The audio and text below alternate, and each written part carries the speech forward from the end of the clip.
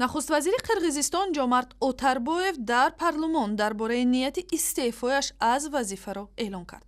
ин изҳорот баъди таслими гузориши кори ҳукумат дар соли 2014 садо дод. Оторбоев гуфт ки дар давлати демократӣ монополи қудрат будан наметавонад. ҳукумати Оторбоев вақтҳои охир зери фишори мунаққидон қарор дошт. ӯро дар нотавонии ҳалли масоили иқтисодиву обтаъминкунӣ ва бӯҳрони атрофи корхонаи қумтор айбдор мекарданд. тафсилоти ин мавзӯъро ҳоло аз сардабири барномаҳои бахши қирғизии Радиои Озодӣ Гулаим Ашакеева мешунавем.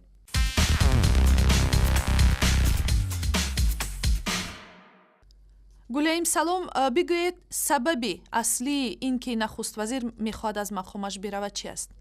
Добрый день. Это новость для кыргызстанцев не был. Ин хабар ногаҳонӣ набуд, чунки дар бораи истеъфои Оторбоев як моҳ боз суҳбат мешавад. Сабаби асосияш баҳсҳо атрофи кони тиллои қумтор аст ки 20 сол боз бар пояи созишномаи Қирғизистону Канада кор мекунад.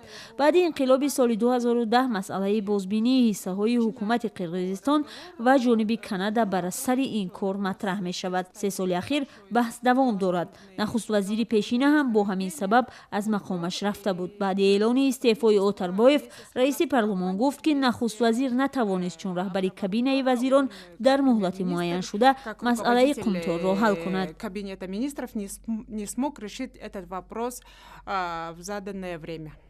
то куҷо шахсияти Ҷоомарт Оторбоев ҳамчун як раҳбари сиёсӣ муҳим аст ва рафтани ӯ оё метавонад ҳукуматро дучори бӯҳрони сиёсӣ кунад? Ну, если начинать с самого Ҷоомарта Оторбоева, он очень хороший учёный. худи Ҷоомарт Оторбоев одами донишманд, писари академик ва доктори илмҳои физика аст. вай таҷрибаи бои кор дар сатҳи байналмилалиро дорад. солиёни зиёд ӯ дар Лондон дар вазифаи баланди масъули Осиёи Марказии Бонки Аврупоӣ бо сохт ва рушд кор кардааст. баъди инқилоби соли 2010 ҳукумат ӯро ҳамчун як иқтисодшинос ва донандаи фазои сармоягузории Қирғизистон ба вазифаи муовини нахуст вазир даъват карданд. 25 марти соли гузашта ӯ ба курсии нахуст вазир нишаст, вале дар ин муддат вай натавонист худро ва унвони як раҳбар, мудир ва иқтисодшинос ва сиёсатмадори қавӣ нишон диҳад.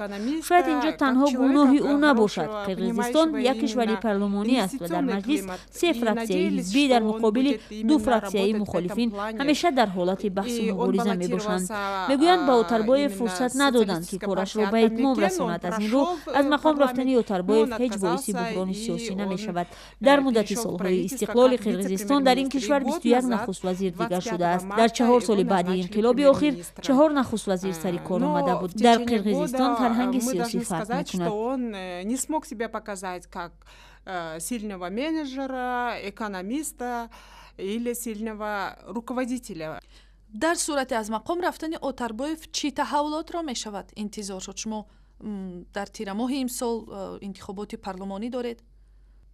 Қирғизистон дар оғози бунёди ҷомеаи парлумонӣ аст. дар кишварҳои дигари парлумонӣ ба мисли Фаронса ҳамин гуна баҳсу баррасиҳо ва тағйирот дар ҳукумат як чизи маъмулӣ аст. истеъфои Оторбоев дигар масъалаи ҳалшуда аст. ба тарафдории ин қарор аксарияти парлумон овоз дод. танҳо ризояти президент мемонад. нахуст вазири баъдӣ танҳо то охири соли ҷорӣ кор хоҳад кард. баъд интихобот мешаваду исми нахуст вазири баъдиро парлумони баъдӣ маълум мекунад. мардуми Қирғизистон донистан мехоҳанд ки нахуст вазири баъдӣ кӣ мешавад. агар ин одам аз муттафиқони президент шавад, пас ба гуфтаи таҳлилгарон ин як одами кисагии президент мешавад ва дар интихобот захираҳои маъмурӣ ба фоидаи ҳизби ҳоким истифода мешавад. ташаккур. Гулаим Ашакеева сардабири барномаҳои бахши Қирғизии Радиои Озодӣ ба саволҳои мо посух дод.